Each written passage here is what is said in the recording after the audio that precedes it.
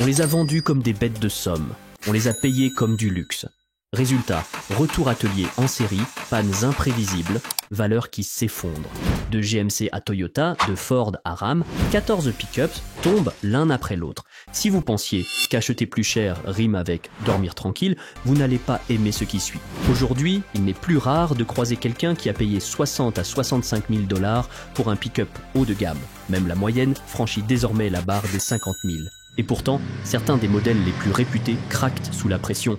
Incendie moteur, batterie hybride capricieuse, ces 14 pick-up ont été survendus, livrés, puis se sont effondrés. Lequel de ces icônes éjecte ses bougies comme des missiles? Quel Nissan a discrètement traîné un défaut qui tue les transmissions pendant plus d'une décennie? Et quel pick-up se met littéralement à vibrer jusqu'à s'auto-détruire à vitesse d'autoroute? Après ça, vous ne ferez plus jamais un essai routier de la même façon. JMC Canyon 2015-2022. GM a vendu le Canyon comme un mid-size raffiné. Dans la vraie vie, beaucoup d'acheteurs ont rencontré des pannes avant 50 000 km. Des décharges de batterie laissaient le camion à plat au petit matin, souvent liées à des modules de contrôle défectueux. Les défaillances de climatisation et des capteurs qui lisent n'importe quoi ont suivi. Des embuages divers, peu fiables, sécurité en baisse. Les ennuis électroniques étaient constants. Caméras de recul figées en pleine route, infotainment qui redémarre au hasard. Année après année, Consumer Reports maintient de faibles scores de fiabilité. Partageant sa base avec le Chevrolet Colorado, le Canyon coûtait plus cher pour offrir moins. La version diesel promettait l'économie, elle a apporté des soucis d'émissions coûteux et un entretien pénible. Dès 2019, l'habitacle paraissait daté et bon marché face aux rivaux. Quand GMC a enfin relancé le Canyon en 2023, le mal était fait. Une génération perçue comme une déception, chère, bardée de bugs et ruineuse à garder. Toyota Tundra 2022. Attendu plus de 12 ans, la Tundra 100% nouvelle devait tout écraser. Adieu V8, bonjour, V6 biturbo et hybride. Efficience, techno, confort, Toyota promettait le package total. Et à surpris, c'est plus fidèle. Dès les premiers mois, des turbos rendaient l'âme, parfois avant 15 000 km, avec coupures, bugs logiciels et perte de puissance dangereuse à l'accélération. Les versions hybrides, censées moderniser l'offre, ont surchauffé dans les climats chauds, laissant les conducteurs à l'arrêt, voyant rouges allumés et factures salées. Puis, l'infotainment a déraillé. Écran 14 pouces sophistiqué, logiciel instable, gel, écran noir, latence. À cela s'ajoutent des défauts d'assemblage. Panneaux mal alignés, fuite de toit sous l'orage, peinture qui s'écaille en quelques semaines. Consumer Report abaisse la fiabilité prédictive à inférieure à la moyenne. Rare pour la marque. J.D. Power confirme l'inquiétude. La décote s'envole. Les modèles d'occasion inondent les sites de revente bien plus tôt que prévu. Les fidèles, qui attendaient un bulldozer indestructible, encaissent le choc. La Tundra, censée réaffirmer l'autorité de Toyota, trébuche à la sortie des stands. Note, on n'a pas arrêté à l'annonce du correctif. On a regardé la fiabilité après mise à jour et les retours propriétaires. Spoiler, ça n'a pas résolu le problème. Si vous respectez ce niveau de suivi, abonnez-vous. Nissan Frontier 2005. Quand un design refuse d'évoluer, les failles finissent par vous rattraper. À l'œil, le Frontier paraît fiable. En réalité, il cache l'une des bombes à retardement les plus tenaces de l'industrie. La seconde génération a quasi stagné de 2005 à 2021. Pas seulement paresseux, mais dangereux. Le défaut le plus célèbre, le Strawberry Milkshake of Death. Radiateur fissuré, liquide de refroidissement qui infiltre l'huile de boîte auto, corrosion interne, patinage, puis casse totale de transmission. Beaucoup lâchent juste après 140 000 km, certains bien avant 50 000. Ajouter des embrayages fragiles sur les boîtes manuelles, des guides de chaîne usés qui font hurler le moteur et menacent sa longévité, des jauges à carburant si peu fiables que les années 2005 à 2008 se retrouvent avec des compteurs morts ou des démarrages impossibles. Fuite de différentiel, panne électrique diffuse, un pick-up vieux dès sa sortie. Dans les régions où l'on sale les routes, la rouille dévore châssis et panneaux bien plus vite que la norme, pendant que les plastiques intérieurs craquent. Réaction de Nissan, lancer enfin un nouveau modèle en 2022 après des rustines discrètes sans vraiment reconnaître les dégâts. 16 ans avec si peu d'évolution et autant de plaintes, ce n'est pas du progrès, c'est de la stagnation. Jeep Gladiator 2020-2024. Jeep voulait entrer dans le segment pick-up avec fracas. Look de Wrangler, promesse de franchissement, usage quotidien, style affirmé. Sur le papier, la fusion parfaite. Sur la route, un rappel roulant que vouloir plaire à tous ne satisfait personne. Dès le lancement, la Death Wobble frappe. Vibration violente de direction à vitesse d'autoroute, amortisseur à changer, équilibrage répété, passage au garage à la chaîne. Problème connu du Wrangler reproduit ici, un aveu d'échec sur une plateforme supposée neuve. Le start-stop cède à son tour, bugs à répétition, propriétaire qui le désactive définitivement. Les boîtes manuelles, pas épargnées. En 2023, Jeep rappelle plus de 14 000 Gladiator pour des embrayages défectueux, pouvant provoquer des incendies. Caméra de recul figée au démarrage, écran qui plante en pleine conduite, CVC qui lâche sans prévenir. Consumer Reports ne voit que 2/5 en fiabilité prédictive et alerte sur groupe motopropulseur électronique et clim. La tenue de route est critiquée. Haut sur pattes, bondissant, instable sur les bosses. Avec un ticket d'entrée au-delà de 50 000 $ et une charge utile en retrait, les acheteurs sérieux passent leur chemin. Les chiffres le confirment. D'environ 90 000 ventes en 2021, le volume chute de plus de moitié 3 ans plus tard. Voulant être le pick-up à tout faire, le Gladiator devient un cas d'école où le style dépasse la substance et l'ambition l'exécution. Chevrolet Silverado 1500, 2014 et 2021. Vendu par millions, cheval de bataille de GM, multiples V8, discours dependability martelé. Sous le capot, une série de choix techniques qui transforment ce best-seller en champ de mine. Sur les V8 5.3 litres comme 6.2 litres, les poussoirs s'effondrent, surtout avec l'AFM-DFM, désactivation de cylindres. Résultat, raté d'allumage, dégâts dans la distribution, parfois remplacement complet du moteur, des milliers de $.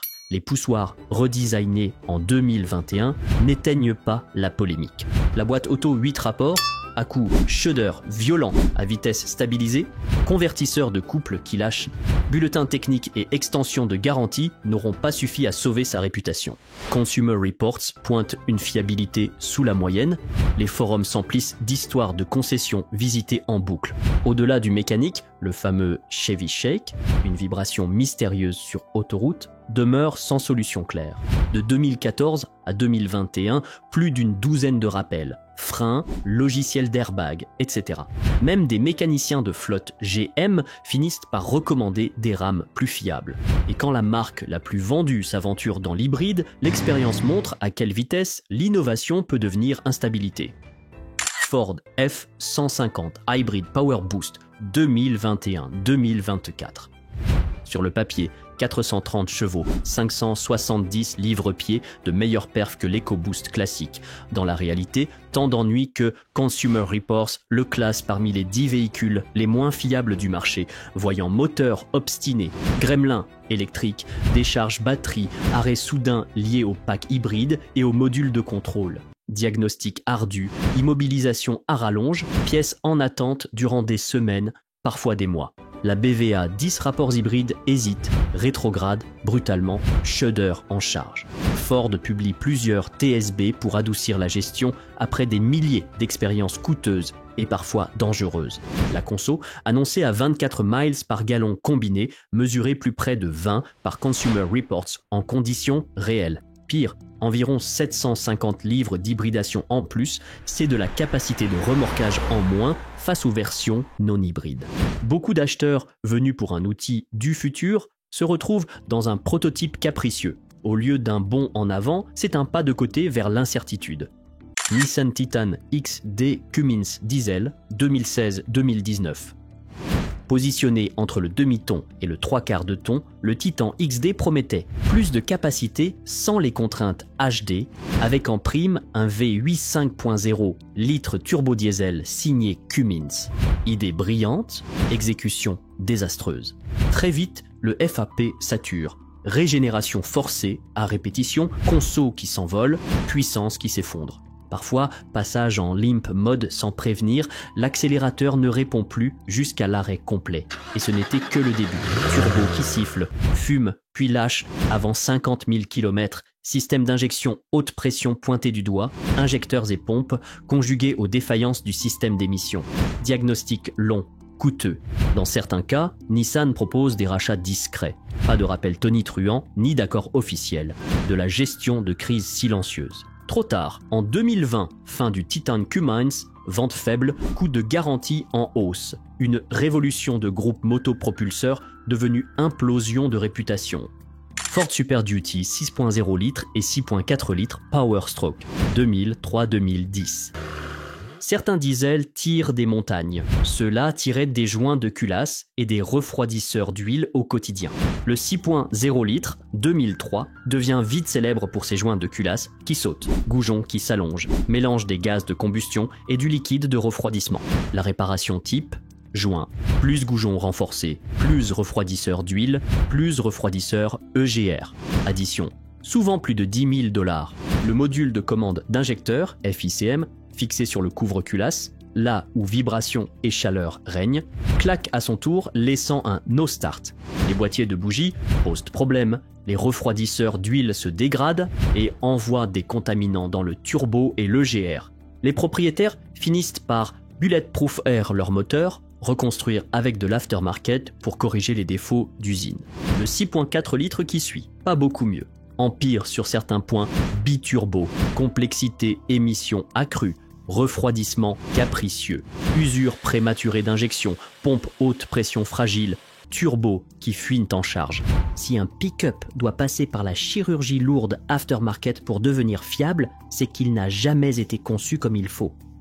Ram 1500 Eco Diesel 2015-2019. Au lancement, c'était le diesel malin du segment. Prix, perf, record de conso, trophée à la clé. Le V6 3.0, litre signé VM Motori, cachait pourtant des choix de conception piégeux. Fuite interne de liquide de refroidissement menant à une contamination de l'huile.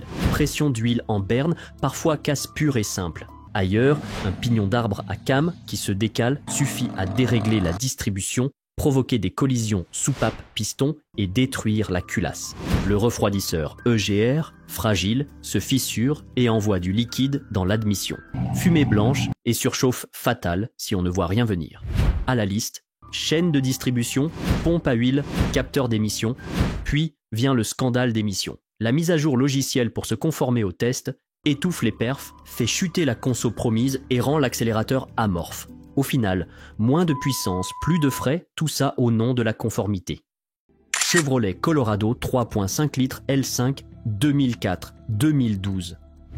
Le Colorado devait être le mid-size facile à vivre, plus léger, plus efficient qu'un full-size. La réalité, un raccourci mécanique coûteux. Le 5 cylindres 3.5 litres, alternative maligne au V6, cumule les défaillances. La plus connue, la chute de siège de soupape. Symptômes, raté, perte de compression, pétarade, dégâts internes avérés, matériaux trop faibles dans la culasse, incapable d'encaisser les cycles thermiques. Quand ça lâche, ce n'est pas un simple OK, c'est un moteur à refaire. Les injecteurs aggravent le tout. Mélange pauvre, ralenti instable, raté récurrent que ni bougie ni bobine ne règlent. Et si vous avez esquivé tout ça, la distribution guette, guide qui casse, déphaseur qui s'use, tendeur dépassé, moteur bruyant et erratique, calage qui saute sans prévenir. GM passe à la variante LLR trop tard. Culasse, distribution, support client défaillant, des milliers de dollars dépensés pour juste garder le camion roulant. Un mid-size au mot de full-size, sans solution claire. Ram 1500, 4.7 litres et 5.7 litres émis. 2005-2012. Le badge émis fait briller les yeux, puissance brute, muscle américain, pédigré. Mais derrière le grondement, le 4.7 litres accumule les casseroles. Culbuteur qui tombe littéralement, raté et dégâts internes. Siège de soupape qui se décroche des ravages la chambre de combustion. Bout d'huile malgré des entretiens aux intervalles constructeurs. Circuit étroit, lubrification qui s'effondre au moindre encrassement. Le mythique 5.7 litres n'est pas exempt. boulons de collecteurs d'échappement qui cassent, tics permanents, fuites. Et surtout, poussoirs liés à la désactivation de cylindres qui s'effondrent. Arbres à cames qui s'usent en biais. Ouverture de défauts récalcitrantes même après réparation. Ajoutez un remorquage en retrait de la concurrence et des consos dans les low teens. Et ces rames passent du statut de légende à celui d'habitué de l'atelier.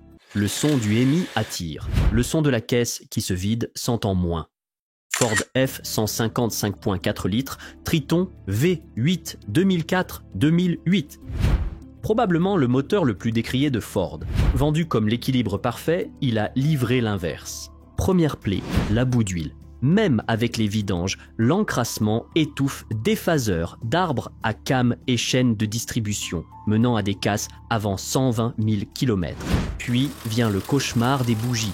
Les premiers modèles éjectent littéralement les bougies, arrachent les filetages, tuent la compression.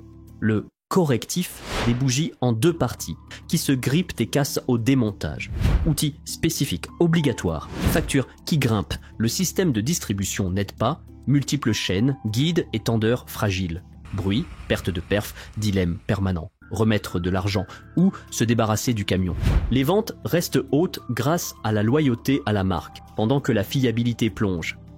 Dodge Dakota 2005-2011. Le juste milieu entre compact et full size finit dans un no man's land.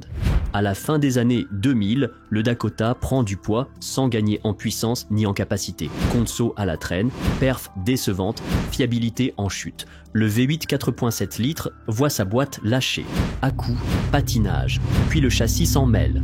Rotule, direction floue, claquement à l'avant. Fuite d'huile des couvre-culasses et joints de spi arrière, freinage qui voile les disques et verrouille l'avant, tremblement violent à vitesse. Les anti-brouillards tombent, les plastiques intérieurs cassent, de 104 000 ventes en 2005 à environ 12 000 en 2011. Les clients s'en vont, rament aussi en arrêtant le modèle, un mid-size oublié pour de bonnes raisons. Toyota Hilux Diesel 2015-2020. Même l'incassable a son point de rupture. 8e génération, diesel et la surprise mondiale.